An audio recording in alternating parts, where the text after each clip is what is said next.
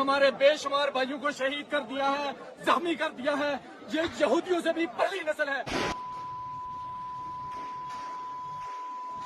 आज के इस वीडियो में हम जानेंगे कि पाक अधिकृत कश्मीर पीओके और सो कॉल्ड आज़ाद कश्मीर में प्रोटेस्ट क्यों हो रहा है और ऐसा कौन सा रिजर्वेशन है वहां पे जिसे हटाने के लिए पीओके के लोग डिमांड कर रहे हैं। तो पूरी कहानी को हम लोग शुरू से समझते हैं। सबसे पहले मैप से समझते हैं कि एग्जैक्टली किस लोकेशन का बात हो रहा है। तो ये है पीओके, पाक अधिकृत कश्मीर, जिसे पाकिस्तानियों ने आज़ाद कश्मीर का नाम दिया है। ये एरिया 1947 से पाकिस्तान के कंट्रोल में है और ये प्रोटेस्ट जो आप देख रहे हैं इसी क्षेत्र के अलग अलग शहरों में हो रहा है।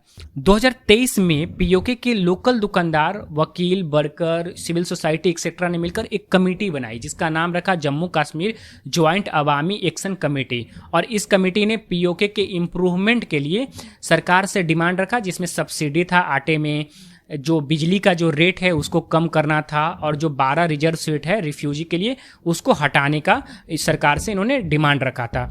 अब ज्वाइंट अवामी एक्शन कमेटी इन इशू को लेकर 2024 से प्रोटेस्ट करना स्टार्ट करता है। 2023 में उन्होंने अपना स्थापना किया, अपना जो कमेटी है उसका स्थापना किया। 2024 से इन्होंने प्रोटेस्ट करना स्टार्ट कर दिया। ऐसे तो इनका 38 डिमांड है, लेकिन 2024 और 2025 में इनका जो डिमांड है वो केवल लो इलेक्ट्रिसिटी और जो आटे पे सब्सिडी हो गया उसको लेकर था। मतलब इनका जो प्रमुख मुद्दा 2024-25 में था यही था 38 डिमांड में से, जिसे अक्टूबर 2025 में पाक गवर्नमेंट ने इस प्रोटेस्ट को शांत करने के लिए 38 में से 21 डिमांड एक्सेप्ट भी कर ली थी, जिससे कि कुछ समय के लिए माहौल शांत रहा पीओके में।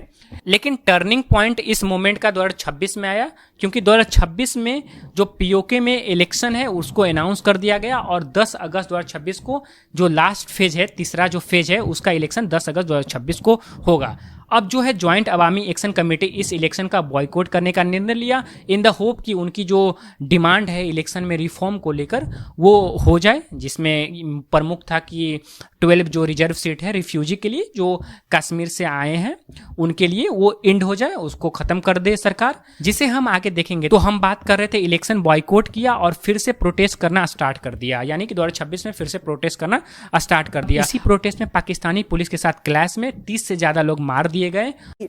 Instead of polling stations, crowds participated in election boycott rally. Joint Awami Action Committee is heading months of protests that led to the killing of at least 40 people. देखो, पीओके में इलेक्शन नेम से के लिए होता है, क्योंकि seat का arrangement PoK legislative assembly में इस तरह से की गई है कि जो पार्टी केंद्र में होता है, यानी पाकिस्तान की गवर्नमेंट में होता है, केंद्र में होता है, वही पार्टी जो है पीओके पे रूल करता है। In short PoK legislative assembly में 53 सीट है, जिसमें 33 सीट लोकल के लिए, 8 स्पेशल सीट है और most important 12 reserve seat for the refugee जो कश्मीर से माइग्रेट होकर पीओके में आए थे। अब ये जो 12 सीट है रिफ्यूजी के लिए, इसी सीट पे सारा बवाल है। ये जो प्रोटेस्ट अभी हो रहा है सारा खेल इसी पे टिका हुआ है, क्योंकि ये जो सीटें हैं ऐसे लोगों को दी जाती है जो सो कॉल्ड आज़ाद कश्मीर में नहीं रहते हैं, यानी पीओके में नहीं रहते हैं, बल्कि ये लोग लाहौर, कराची जैसे शहरों में रहते हैं।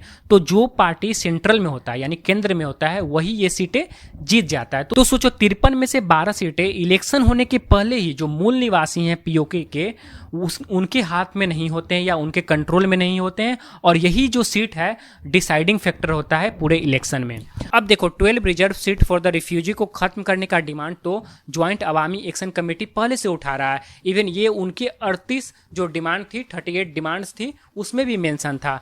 हाँ, लेकिन 2026 में इलेक्शन नोटिफिकेशन के चलते 12 सीट को खत्म करने वाला डिमांड जो है मेन डिमांड बन गया, यानी प्रमुख डिमांड बन गया। इस पूरे आंदोलन का इंटेंसिटी और इंक्रीज हो गया जब 5 जून 2026 को पाकिस्तानी गवर्नमेंट ने ज्वाइंट अवामी एक्शन कमेटी को ग्रुप कहकर बैन कर दिया। इससे प्रोटेस्ट और वायलेंट हो गया और कई लोग अपनी जान नहीं बचा पाए। और जहां पाकिस्तानी गवर्नमेंट को ये जो डिमांड है उसको फुलफिल कर देना चाहिए था, 12 रिजर्व सीट को खत्म कर देना चाहिए था, और जो लोकल पीओके में लोग हैं उनको ऑटोनॉमी देना चाहिए था, जो आउटसाइडर आके वोट करते हैं 12 रिजर्व सीट पे उनको हटा देना चाहिए था। लेकिन वहाँ पे पाकिस्तान के जो डिफेंस मिनिस्टर है उन्होंने कहा कि जो पीओके के प्रोटेस्टर्स हैं वो हमारे दुश्मन हैं, लाइक इंडिया, मतलब कि जैसे इंडिया दुश्मन है हमारा, वैसे ही पीओके के लोग हमारे दुश्मन हैं। कि मैं हिंदुस्तान के साथ जो है ना इन लोगों को ब्रैकेट करता हूँ, उसी जुमरे में इस्तेमाल को शुमार करता हूँ जिसमें हम हिंदुस्तान को दुश्मन की सफ में देखते हैं। ये लोग भी पाकिस्तान दुश्मन है। और ऐसे सिचुएशन में भी जहां पे एक तरफ पीओके के लोग प्रोटेस्ट कर रहे हैं और दूसरी तरफ जो सेना है वो जो है इलेक्शन प्रोसेस को कंटिन्यू कर रहा है, बट हम क्या ही कर सकते हैं। देखो, ओपिनियन डिफरेंट हो सकता है सबका, लेकिन मेरा जो ओपिनियन है मुझे यही लगता है कि जो पाकिस्तानी सरकार है, पाकिस्तानी सेना है, वो जो है पीओके के जो लोग हैं उन्हें नहीं चाहते हैं। जो पीओके के रिसोर्स है वो उन्हें चाहते हैं कि हम कैसे ज़्यादा से ज़्यादा जो रिसोर्स वहाँ पे है उसका इस्तेमाल जो है हम कर सकें।